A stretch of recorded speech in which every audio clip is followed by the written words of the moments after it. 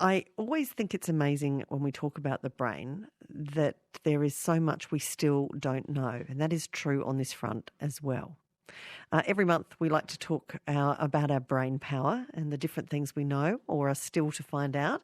Today we're going to look at mapping the brain and imaging with two guests. Dr. Shawna Farquharson is Chief Research Radiographer at the Florey Institute of Neuroscience and Mental Health.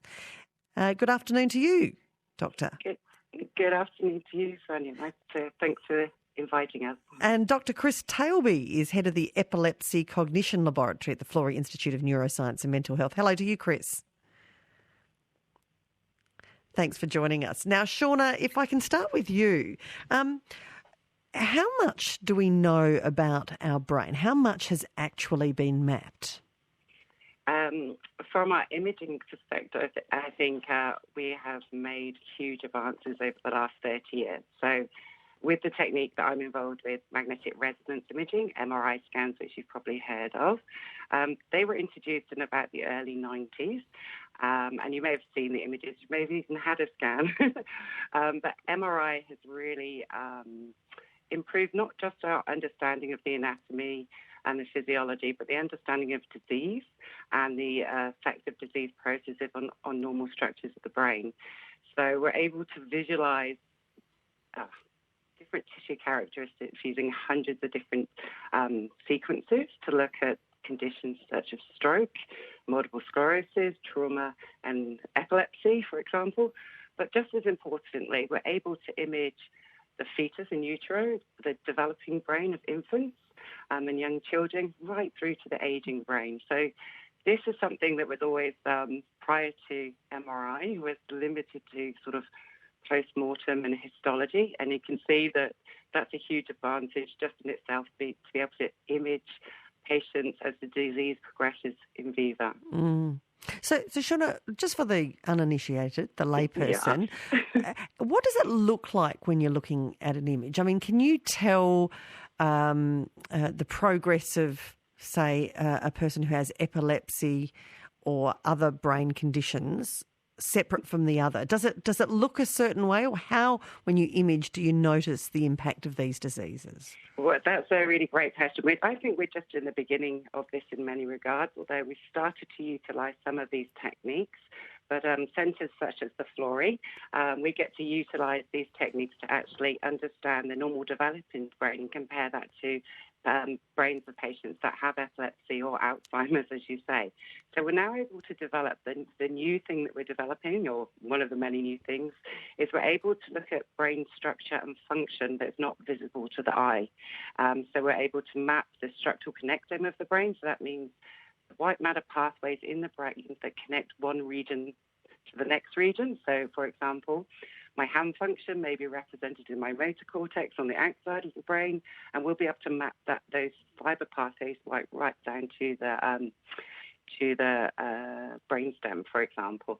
So that's really important when you have conditions such as epilepsy or stroke, because quite often you'll have a lesion, but the impact of that lesion will be beyond where the stroke region is, or beyond where the tumour is, or beyond where the abnormal brain activity is in epilepsy.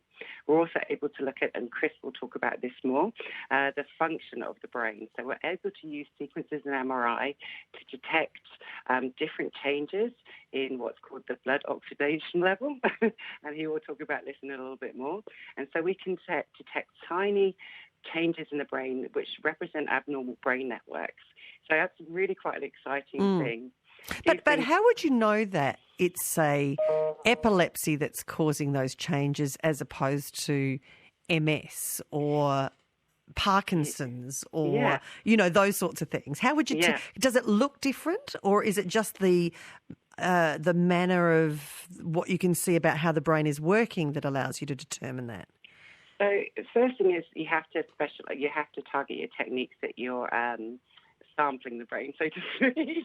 So when we're looking at epilepsy brains, quite often what we'll do is what we call we'll combine technique. So you may have a normal appearing brain, so there's no lesional region for there to be epilepsy. So if we've got a normally appearing brain, we'll combine techniques such as EEG, where we look at the electrical signal of the brain. I know Chris is going to talk about this a little bit more, but we'll combine that with functional MRI techniques where we map what's physiologically going on in the brain at that time, so we can map the abnormal blood oxygenation, so where the blood flow is in the brain, and map that to where the EEG signal is abnormally. So it can give you a really confident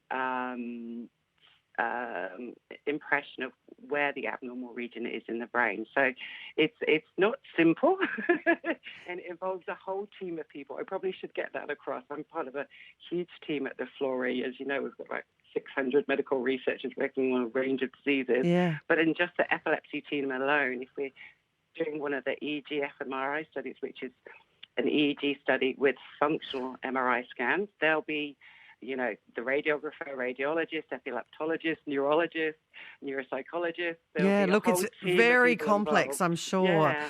Shawna, do we know what we don't know, though? Because while we've mapped huge parts of the brain, I'm guessing there's still a lot to go. There is. But do you know what you don't know at this point? Well, now we can image the brain. The images are exquisite, so they're beyond what you see on pathology scans or anatomy scans. We can actually map the brain in the order of microns, which is amazing. So we can see these structural networks throughout the brain, which is just something we can't achieve using any other technique. We can image things that are not visible to the eye, but where we are in a research perspective is really advancing those techniques so people can actually undertake the scans. So we're improving access and availability and the sustainability of hardware. We're also looking at new ways of presenting that data. One of the major things that came out this past year or so is the holographic visualization of anatomy using the HoloLens software. It's a really amazing what we're able to see, and they can use these headsets to look through the brain or the body actually in the order of microns. So yes, you do know what you don't. We do know what we don't know, as in what we're trying to answer is real clinical questions. What makes a difference to the patients? But we have to make the techniques robust to be able to do that, and we have to have normal data to be able to understand how the normal brain ages, for example, if that makes sense. Yeah, you're listening to ABC Radio Adelaide, South Australian Broken Hill. Sonia Feldhoff speaking with you, and my guest is Dr. Shawna Farquharson and also Dr. Chris Tailby, both from the Florey Institute of Neuroscience and Mental Health. Chris, let's talk specifically about epilepsy if we can. Mm-hmm. When we are looking at a brain that has often a person with epilepsy, what do you see at the moment? What do you know that you see through imaging and through what we've learned on that way? Well, it depends what question you're approaching it with is. So different people use the imaging to answer different questions about epilepsy. So it may be looking for, does this person have some kind of abnormality in their brain that might point to where their epilepsy is coming from? So someone there would just be looking at structural images of the brain that show the shape, if you like, of the brain. Whereas other people, like myself, for instance, will look at functional images. So those are images that are acquired in series over time, and we'll look at changes in activity in different areas of the brain as a function of time. And we'll be looking at that to try and find, is there something about the patterns of activity that are unusual or different in that brain? So Shawna gave an example earlier about EEG fMRI. So that's where we record the EEG at the same time as recording the fMRI images. And what we're looking for is when you see these characteristic patterns on the EEG that are indicative of epilepsy, can we then go and look at the fMRI images and see fluctuations in activity that are co-occurring with that activity on the EEG, and that gives us a clue as to where epilepsy might be coming from in that person. So you're often looking at moving pictures, are you? Not just still pictures. Exactly. You can think of it as like a movie, and it's a movie that's divided up into all these tiny little cubes that cover the brain entirely, and you're looking at fluctuations in activity in the brain as a function of time. Exactly. A movie is a good analogy. Okay. And so in that way, you are literally watching the brain operate almost in real time. Yeah, I mean, to be fair, you have to do some clever tricks with the images that you acquire after the fact to be confident in what you're looking at is reflecting the neural activity itself versus other things such as head motion, as an example. Now, when you have a physical injury, you see a wound. If you have something like epilepsy, are you seeing something different about the brain or the way the brain operates? I'm not sure the best way to answer that question. It can be a variety of things. Like in some people, there is a definite structural change in the brain that is the cause of that person's epilepsy. And you can see that just by looking at a still image of the brain. But in other cases, and this is probably the case in all epilepsies, epilepsy is defined by the presence of abnormal patterns of activity in the brain. And so if you look at those activity patterns in the brain in different ways, using different methods, you can tease out what the consequences of that abnormal activity are for things like cognition, so things like language, say, or things like memory function. And so whether you have epilepsy or not, if you've got, if you were to image the brain of a really smart person, would that look different to a person who is not so smart? There's lots of people who are trying to find answers to these kind of questions. It really depends on, can you find the right, I was going to say angle, but that's got a bad implication in terms of images. But if you can find the right perspective with which to view the data, like you can view all this information that comes out of your images, you can think of that as this huge multidimensional data set. And you've got to find the right way to slice into that data set to find the right information. Is that translated? Yeah, okay. I get. Would it be easier to detect epilepsy in a smarter person compared to a not so smart person, for instance? No. No, there's no difference. That's what. Yeah. Okay. So there's nothing that covers that smartness or anything like that. That's really interesting. Well, there's people. People have tried to look at, for instance, there's a technique which is called resting state connectivity analysis. And then it's really simple. You just put someone in the scanner and you just ask them to just lie there and think about nothing, which is paradoxical because you can't think about nothing, right? Yes. But the free reigning thought that goes on when you're daydreaming, essentially, that causes modulations in activity throughout different regions of the brain. And so you can measure how interconnected different areas of the brain are while this ongoing thought is occurring.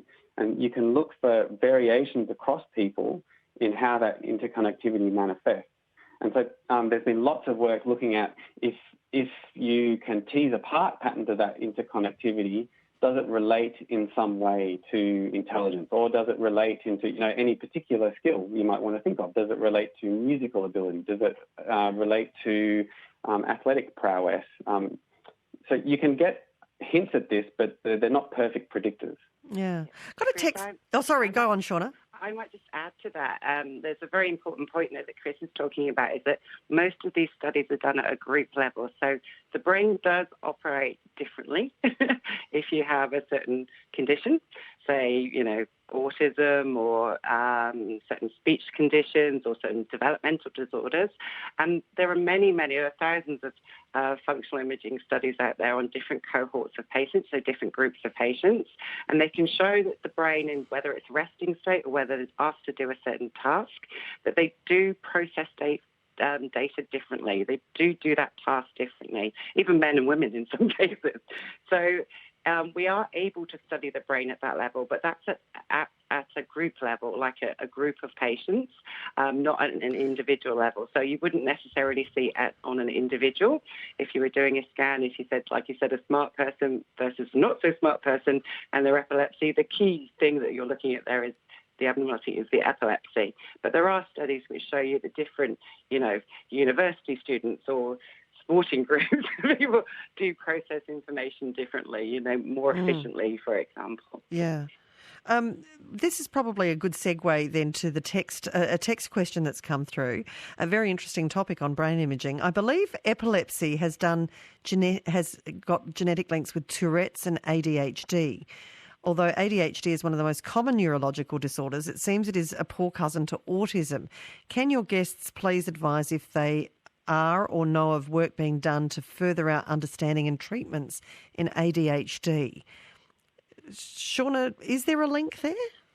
I'm probably not the best person to say if there is a link, but there are definitely groups all around the world. There are thousands of groups all around the world working on conditions such as ADHD, autism, and the spectrum of that. Chris, you may be in a better position to, you're probably more across that literature than I am at the moment. Chris? Yeah, well, I know that there, at the Florey, for instance, there's groups that are looking at the relationships between epilepsy and autism. Like, there's a strong overlap between those conditions there.